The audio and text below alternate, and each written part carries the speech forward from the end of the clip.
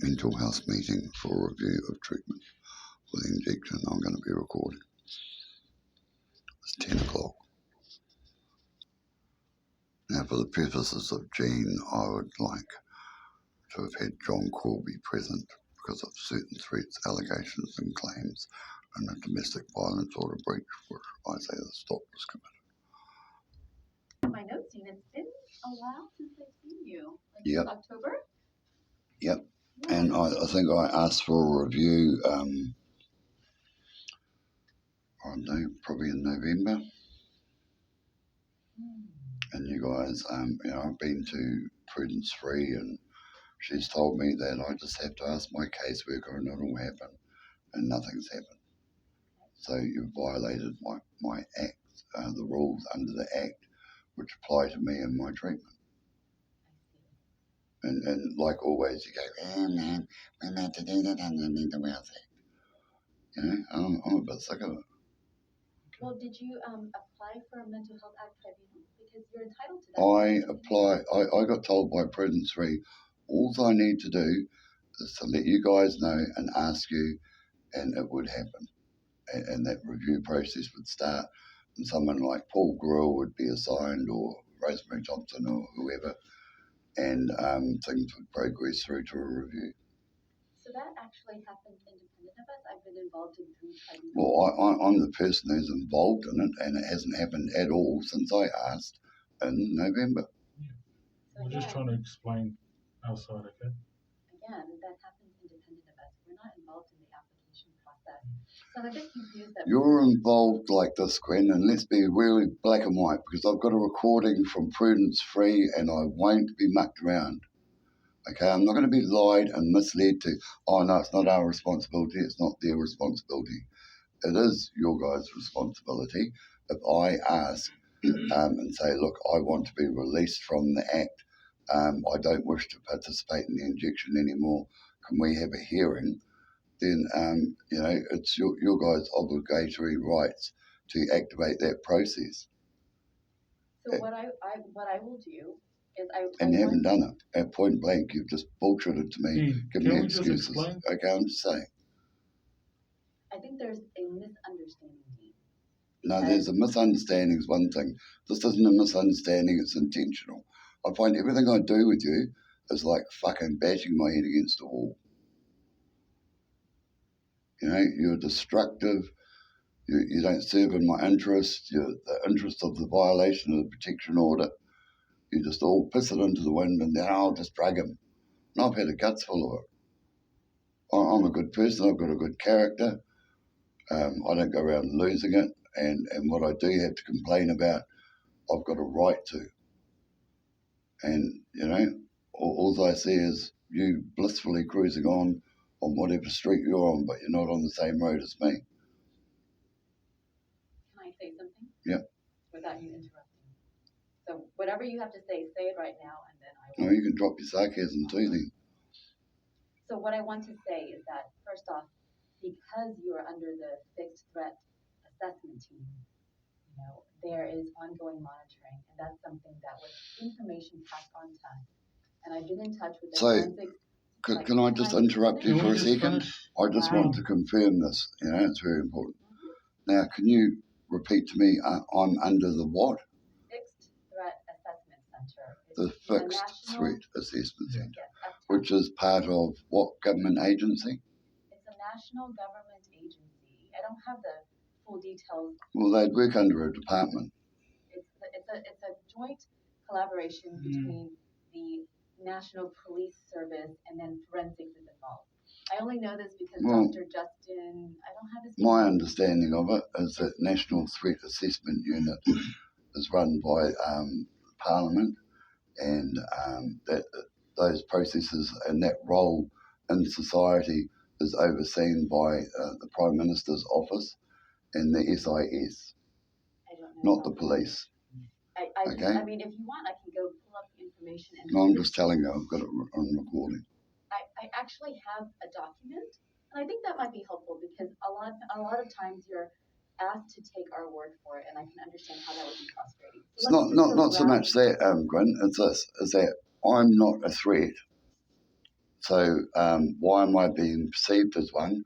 And that being the case, how possibly could the interference and attacking which has taken place over the internet, which I see is being done actively, controlled, aware of who's committing it, for the purposes of trying to affect my mental stability and anger and frustrate me. And I'm not going around saying, oh, if you don't stop this, I'm going to go kill someone or anything.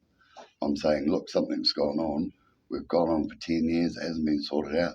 There isn't an investigation file into it. You know, I can't take video on my phone of something happening if it's delusional.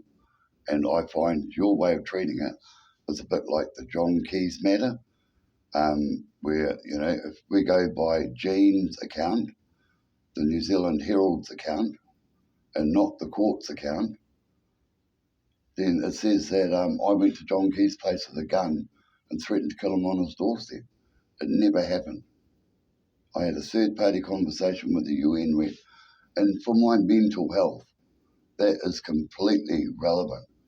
And it comes down to, right down to you contacting Jean even, because Jean has had a bias towards me ever since we separated.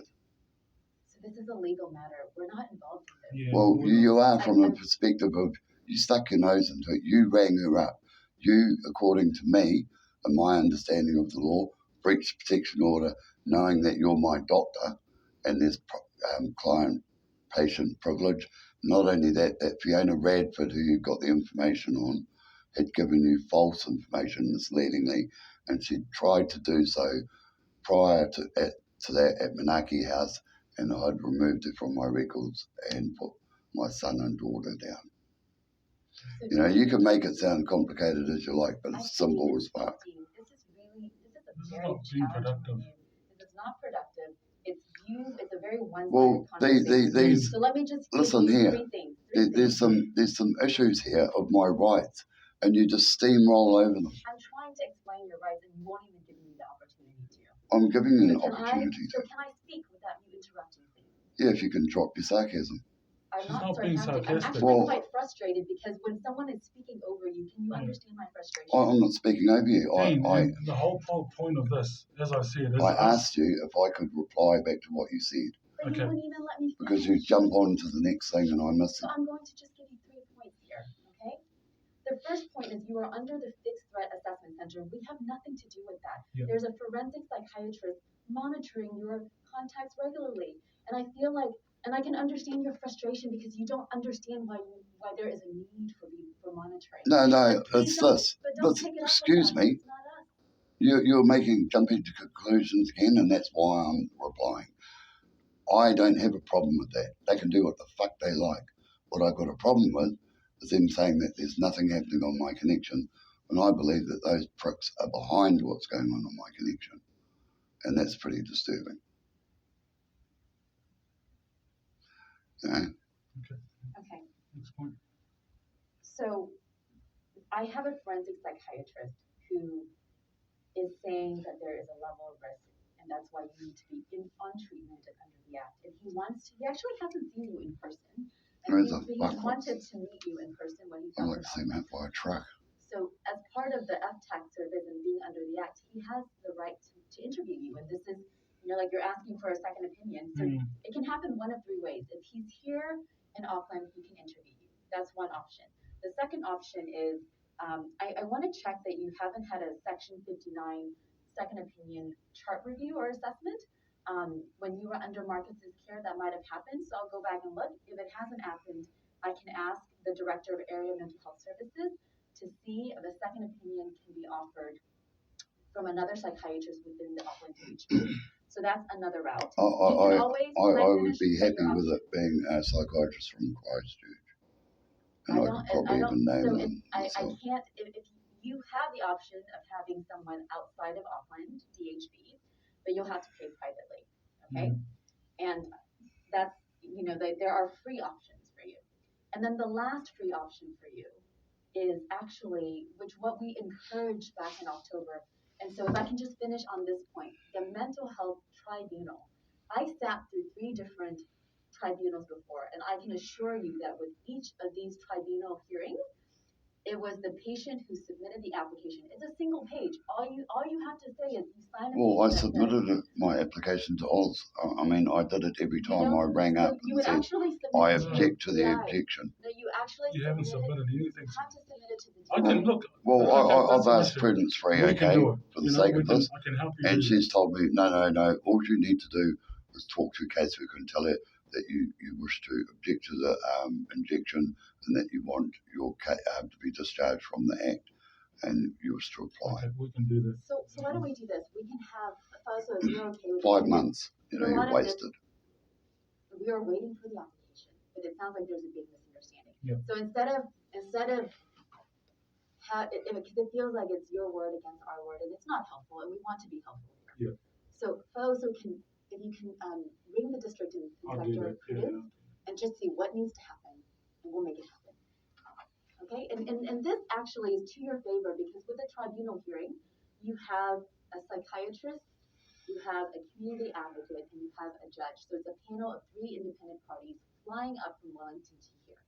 You will have a lawyer that will represent you, and then you and your lawyer present your side, we present our side, and we go from there. Okay. And if you can make this happen within this week, we'll hold off on the injection. Okay, and now can I just add into that that there are 3 district court judges currently presiding who agree that I don't have a psychiatric problem, that they've had a substantial involvement with me over the last 30 years and are completely aware of Jean's situation, and that they failed to see how, when it was an order of the court, that I haven't even been provided with counselling or support. Yeah. So as I discussed earlier this week, this is for a number of years, 4 years now, okay. since I've We can't do interacted anything with in the mental health. past, but we can tell you now you're in front of the line for the counselling. So all you need to say is, I'm ready. Yeah, and as far as treatment goes, that's the only treatment that they saw that I would need. Okay. And that's get those reports, that would be helpful for your case. well, I can tell you those judges, you know how to contact them.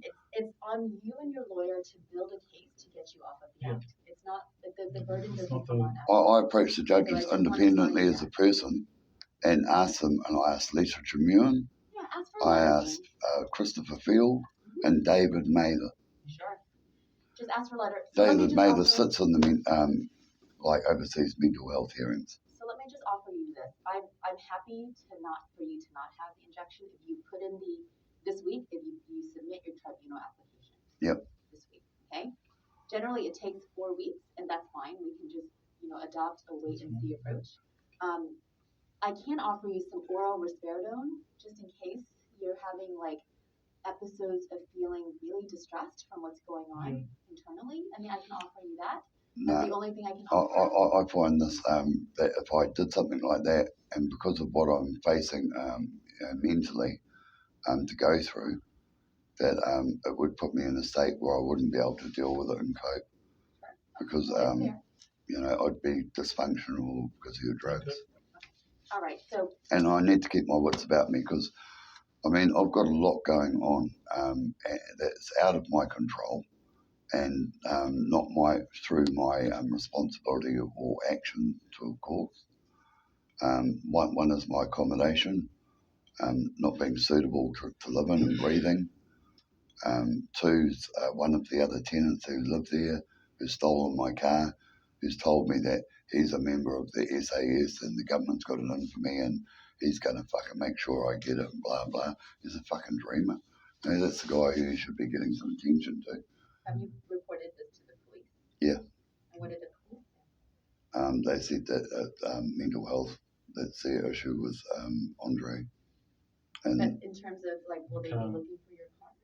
Yeah, no, they're looking for my car.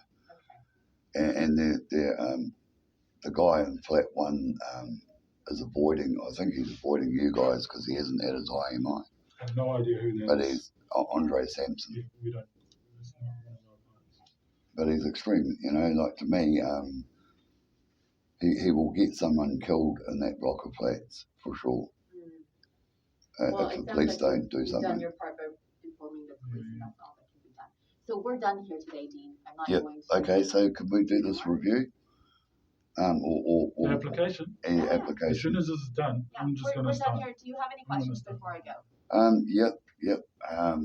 I think that you know, just not talking about the injection, but overall, that I've got an extreme amount to deal with, and I don't feel like I've really got any support or help to deal or cope with some of the shit that's going on, because I'm going to have to probably move from where I am, because the leak, I gave it until yesterday to be addressed. It's been leaking ever since we had that flood a couple of weeks ago. The wall's been mouldy, and it's been like that for 9 months, hasn't been fixed.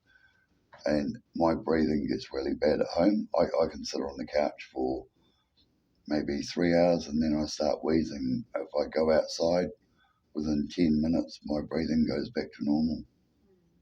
And it's going to kill me. And I haven't got any choice or options or anything available that I can do, or immediate family to turn to. So I'm stuck in that environment, and if it isn't fixed, and I could end up killing me if I don't move. Well, as well as the problem with the tenant. There are non-governmental organizations that can probably support you with finding alternative housing. You've been offered a community support worker before when Lindsay was your key worker last year, but it wasn't someone you wanted to engage with. Yeah, but into that again. look at it like this. Do you know how shit New Zealand's system is? Do you know what the only sort of offer that anybody came up with was to abandon my tenancy and to go into emergency housing, which is it would be worse than where I'm living. It would destroy me mentally, and it's of no fault or cause of my own, and like myself, I think they should, if it's that useless, they should put me up in a motel until they sort it out. That's what will happen. But that's not going to happen. And I struggle to know how I'm going to cope and deal with all that, because I think I'll be moving to Manukau. Amongst what's going on at the moment, I've sort of made my mind up that I don't want to stay in that block of flats because there's just too much trouble that can happen from other people who live there and their associates. And it's quite sad because two of the people have been stood over in the last week, and it's, it just shouldn't happen. It's not acceptable. It's 2022, not 1970. Dean, I really feel sorry for your situation in terms of the housing and what alternatives are available. And it's really sad to me that with the housing crisis that we're in, with vulnerable, clients like yourself who need to move out, the alternative, like you said, is emergency housing, and it's not necessarily a better situation. And I wish that there was more. Well, it doesn't provide. It doesn't provide you the support, right? So, or stability, or security, and I'm under social housing. If I wasn't under that social housing network, I wouldn't feel like, hey, come on, the state's got some responsibility. But that framework's supposed to be there, so I'm secure for life with accommodation. And the whole thing is just not happening. And mentally, I'll put all those other bits together. What am I supposed to cling on to with no support to live?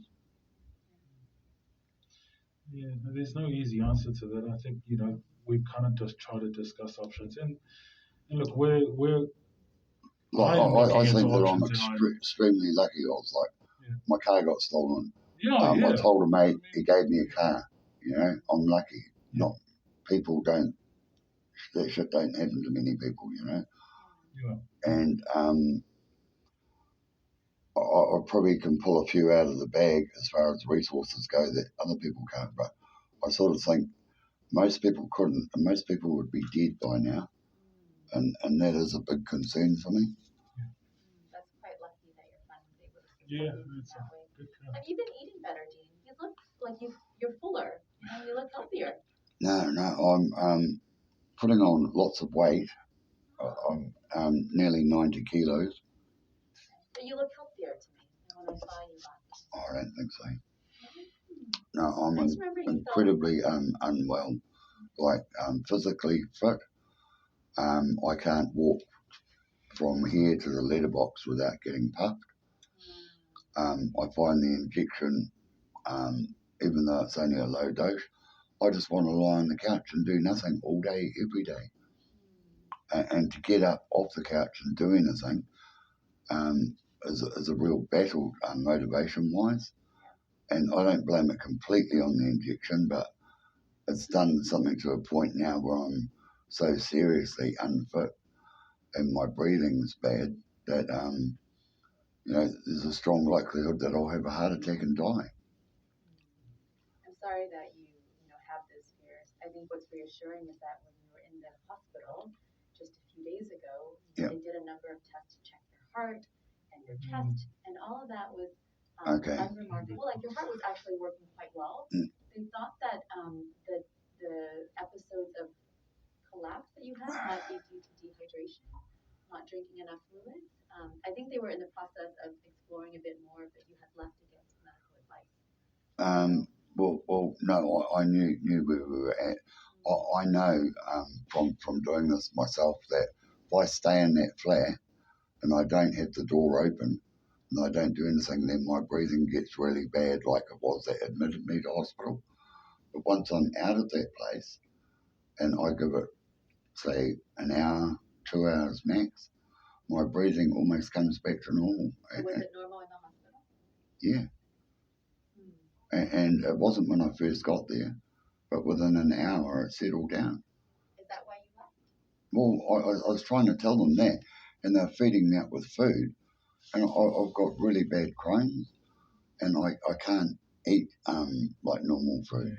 I live off 75% of Ensure for my meals, and I had a guts ache, and 3 security guards walked into the ward, and I looked at them and went, fuck, I'm not into this, so I'll see you later. Is that why you did it? Well, at least you got a partial checkup. And the IMI, they were trying to... I heard you refused that. Any alcohol or drugs at this time? Smoking a bit of pot. Okay. Meth or anything like that? No. Okay. I think that is probably the one thing that gets you into a bit trouble, or in terms of your thinking, the meth. So just, it's good that you're staying off of that. And again, I'm happy to, that even though we're about to start the tribunal process, technically we can, get you to take the injection, but we're not going to do that. We want to work with you, okay? We want to work with you. Let's give you this period where we're just going to, is just going to monitor you. You apply for the tribunal appeals and you get your hearing, and then in the end, we'll leave it up to the experts. Okay? And what can I do about the side effects of coming off that injection? Well, it's been 6 weeks already, so any side effects, the one good thing about the injection is that because it's a slow delivery into your system, it's also a slow delivery out of your system. Yeah, no, it's just because the nightmares, when I went down to the lower dose, I don't know how it did affect me, but that was something that I found quite disturbing and hard to cope with. And are you having nightmares now? I've had the odd one or two, but I've managed to kill them by smoking a bit of weed, because weed sort of stops me from dreaming somehow. Well, let's just keep an eye on it. It's not clear to me it's due to coming off the medication, or is it due to a lot of the trauma in your life? And you've had recent trauma as well that might stir the old trauma up. I don't know, but that's why you're on our list for psychology. You can talk to one of our psychologists about that. And this national threat assessment dude, can you arrange a meeting between himself and myself? Yeah, I'll see if he's up in Auckland in the next month. It'd be great if he'd be able to see you before the hearing. So if you apply this week, the hearing will be in 4 weeks.